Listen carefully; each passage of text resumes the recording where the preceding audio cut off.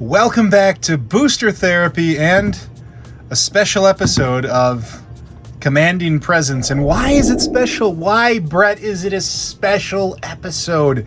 It's because it's the 31 Days of Christmas giveaway. It's something that Patrick and I have been a part of for 3 years now. This is our third time doing it. We have a ton of fun doing it. It's a great community, 31 different content creators giving something away each day. Yesterday was Clever Magic Community with Clever Magic Trevor. They had a live stream, ultimately a video that was posted. You can check it out on their YouTube channel. Tomorrow is Dana Fisher. She's going to be sharing some exciting giveaways as well. It's sponsored by a ton of awesome people. Ultra Pro, Geekified, there's so many more. All of the sponsors are going to be in the description of this video, as well as a link for more details, because you can still enter to win.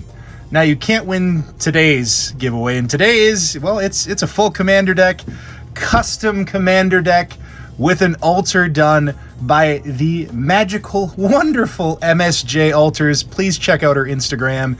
Most of my altars are done by her. She is just a master at making things amazing. She's helped me build an entire Evil Dead themed Army of Darkness deck and tuning it up with all of these wonderful altars. So without further ado, let's break down the deck, and then at the end of the video, I'll let you know who this is going to.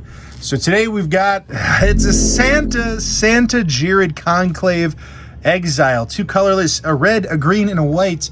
For a 2/5, when it enters the battlefield, create a 4/4 green Rudolph Rhino creature token with trample. That's right, he's got the big red nose. Look at that green eye. This altar, Maria, this is amazing.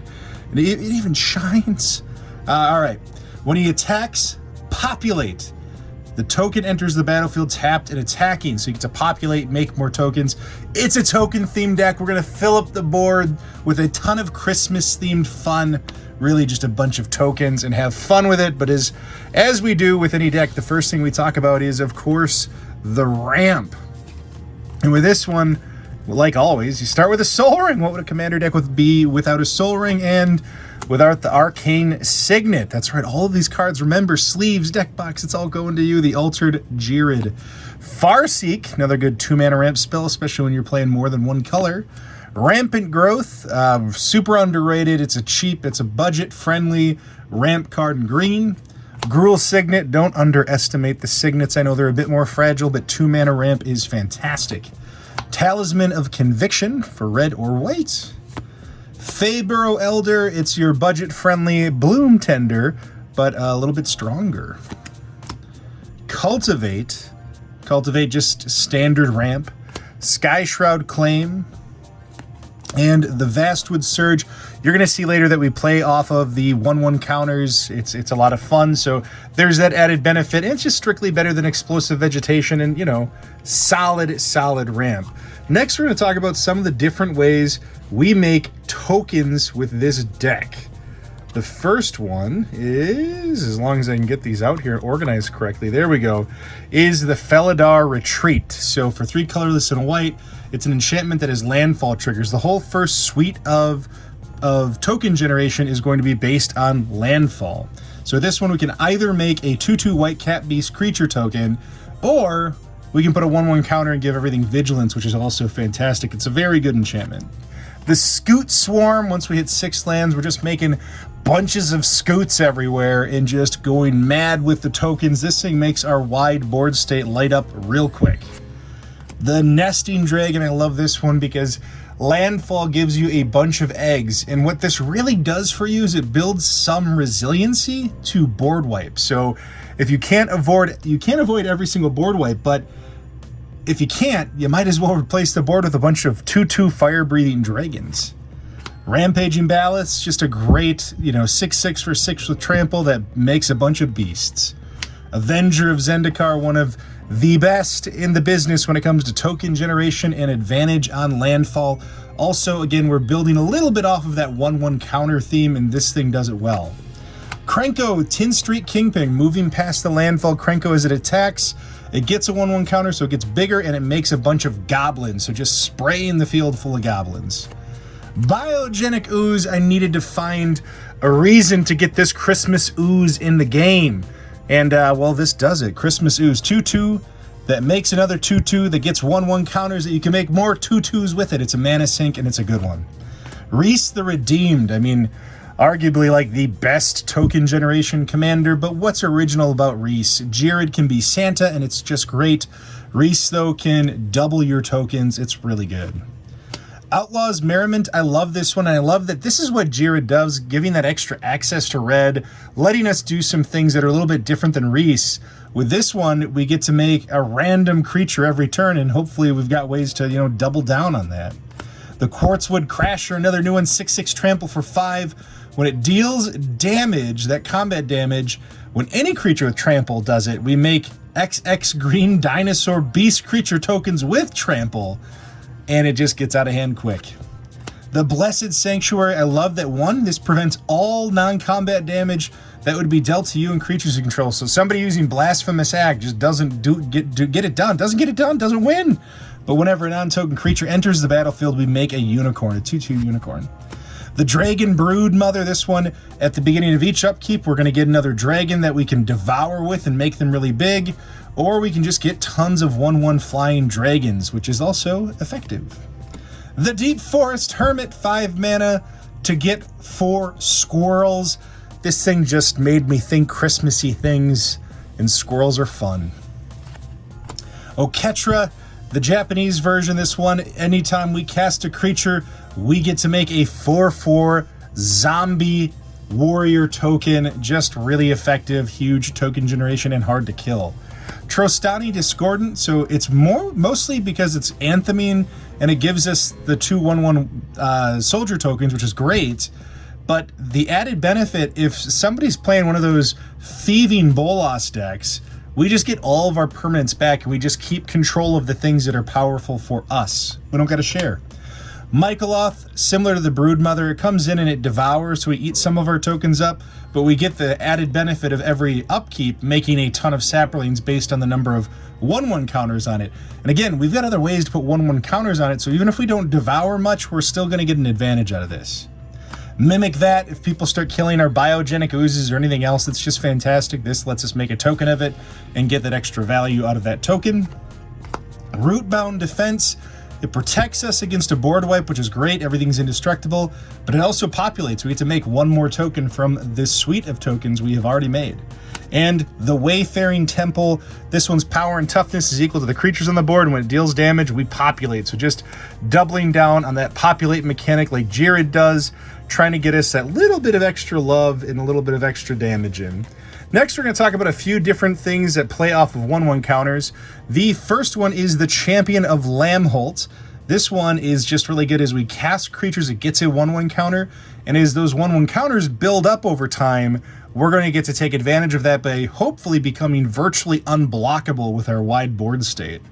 Loyal Guardian, every single upkeep or every single combat, we add a 1/1 counter across the board on all of our creatures as long as Jared is in play. The Good Fortune Unicorn, whenever another creature enters the battlefield that includes tokens, it comes in with a 1/1 counter. And Mikaeus the Lunarch, we can come in with a bunch of 1/1 counters on it, 3, 4, whatever it is. We can tap to add more, or we can remove one and put one on each other creature, just building that advantage up, making things a little bit beefier. And speaking of getting beefier, let's talk about a few ways that we make things gigantic and then get extra combat out of it and do a little extra damage. The first one is the Thunderfoot Ballad. For 6 mana, this is a 5/5 with trample that has Lieutenant, so as long as Jared's on the battlefield, it gets +2/+2, and other creatures get +2/+2 and have trample. We're combat focused. We're in this. The only way we're winning is beating people down.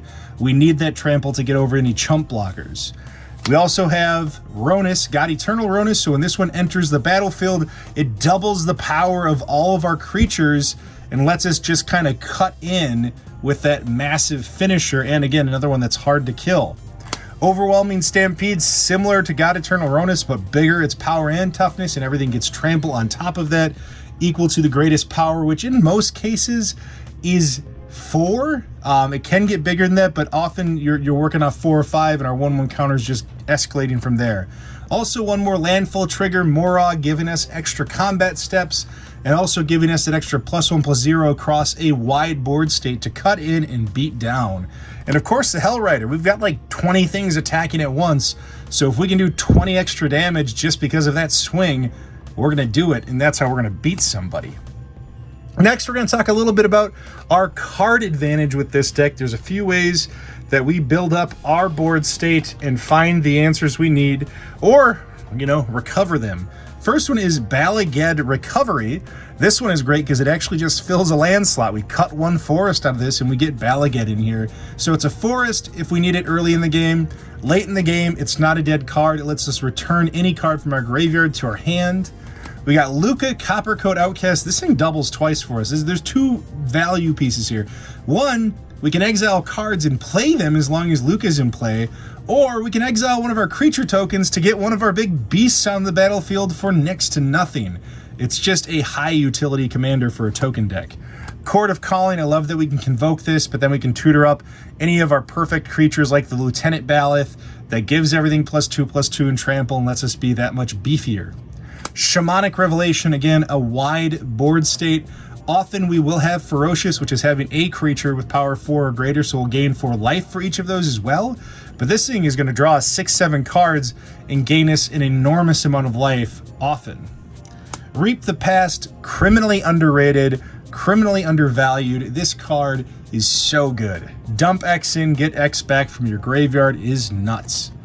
And then, of course, Eladamri's Call, getting us any creature we need. When we got the mana to pay for something that works, we're going to grab it. We get what we want, whatever we want.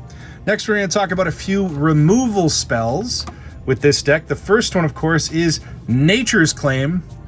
Nature's Claim is just a super efficient instant spell for 1 mana that destroys any artifact or enchantment. It's just real good. Wrath of God, if somebody does inevitably board wipe us and we're trying to rebuild, well, if they build faster than us, we'll make sure to burn them down and give ourselves that token generation advantage. And token decks, if you haven't played against them before, are shockingly resilient. There's a lot of ways to generate your board. Generous Gift, because we love giving gifts during Christmas. What's better than giving somebody a big old elephant after you remove their hideous whatever it was? Sword to Plowshares with the beautiful Therese Nielsen artwork. Path to Exile, both just really effective 1 mana exile creature spells. And of course, Beast Within, similar to Generous Gift, but a beast instead of an elephant and just as generous. Next, we're going to talk about a few of our utility spells, and then we're going to go through the lands real quick, and that's going to be it. And we're going to finally announce the winner of this deck, where we're going to be shipping this out to. The first one is War's Toll. It's a combat-focused deck. One of the most important things is finding a way to impact control decks. So making them tap down on their turns. If they're going to tap, they got to tap everything. And forcing creatures to attack. If you're going to attack with one, you got to attack with everything. You can't leave something up to block or be more strategic. It just says if you're going in, you're going all in, and we're doing it, so we want to make others do it. Impact Tremors, it's just a great card with token generation. We have so many creatures ETB that this thing just kind of goes off and burns down our opponents slowly. Hammer of Purphoros, instant speed that we can also make a 3/3 token with. It's like the perfect card for a tokens deck, and you don't get it with Reese, you only get it with Jared because of the red. Fervor, another haste mechanic. It's just an enchantment that gives all of our creatures haste. If you're playing a combat-focused deck, I can't stress this enough, if you don't have a lot of ways to have haste in it, you're going to lose. You need haste. You can't give people opportunities to answer your board state. Doubling Season, what the hell would this deck be without a Doubling Season? Double everything. The 1/1 counters, the loyalty counters, the tokens. You just go crazy with a Doubling Season. If that wasn't enough, just have an Anointed Procession and double all of those tokens. We really want to go crazy with this, have a giant board state. These 2 cards obviously do that for us. Growing Rakes, at the beginning of every upkeep, we get to make another token based on one of the tokens on the board, so just populating. Divine Visitation, this way Krenko doesn't spit out 14 goblins, he spits out 14 4/4 angels with vigilance and flying. Hideous. Intangible Virtue, antheming all of our tokens and giving them vigilance. It just takes the thinking out of combat focus. We don't have to worry about the crackback when we have vigilance. Conjurer's Closet, we have so many things that benefit from ETB. Ronus being a big one as well, where it's just an engine for destruction. Conjurer's Closet, getting to blink that is nice. Getting to blink any of our creatures, though, like Avenger of Zendikar, those things that fill up tokens at the end of our turn, this is going to do this for us. Doesn't really do much with Ronus. I don't know why I got excited about that, but I just love Ronus. Mina and Den getting to play extra lands, but more importantly, getting to pop a land back, re-trigger landfall. We know we have cards like Felidar Retreat, things that really build that extra advantage for us. Mina and Den helps us get ahead with our land, but also helps us get that landfall trigger and make it resilient. Lightning Greaves, it's a great haste mechanic. Also, it's just a great way to protect your commander or whatever important card is on the board. That 0 to equip and give Shroud is really great. And then, of course, Unbreakable Formation. It's another way to avoid and more or less counter a board wipe, giving us Indestructible. And if we do it on our main phase, it doesn't just give us Indestructible, it also gets those 1/1 counters on all of our creatures, makes us big, makes the wide strategy devastating, and makes us win the game. That is Santa Jirid Conclave Exile. I hope you all enjoyed this breakdown, but now it's time for the winner of this deck, and the winner of the Jirid Conclave Exile awesome Santa with a Rhino Rudolph is RJ Noyes. There's the name, RJ. Thank you for supporting the MTG, the 31 Days of Christmas giveaway. We love this. We have a ton of fun with this every year. There's so many of us involved. Thank you for supporting us. Everyone else on there, if you're watching this, you can still win stuff. Enter. Go enter things, follow people, subscribe, be a part of this community. It's a ton of fun. Oh yeah, there's lands. Here you go, RJ. All of these lands are for you too. You get a bunch of, just good things that work and a ton of fun full art Zendikar lands. All right, guys, have a Merry Christmas, a happy holiday, anything you are celebrating. Pat and I appreciate who you are. We hope you're being safe, that you're finding clever ways to stay connected to your communities, to your families, to your friends. It's a tough time. It's been a tough year. It's about to close out with a lot of fun. I hope you all enjoyed this. I hope you all have a lot of fun with this. Again, make sure you enter and check out all of the different content creators. This is Booster Therapy. We love you.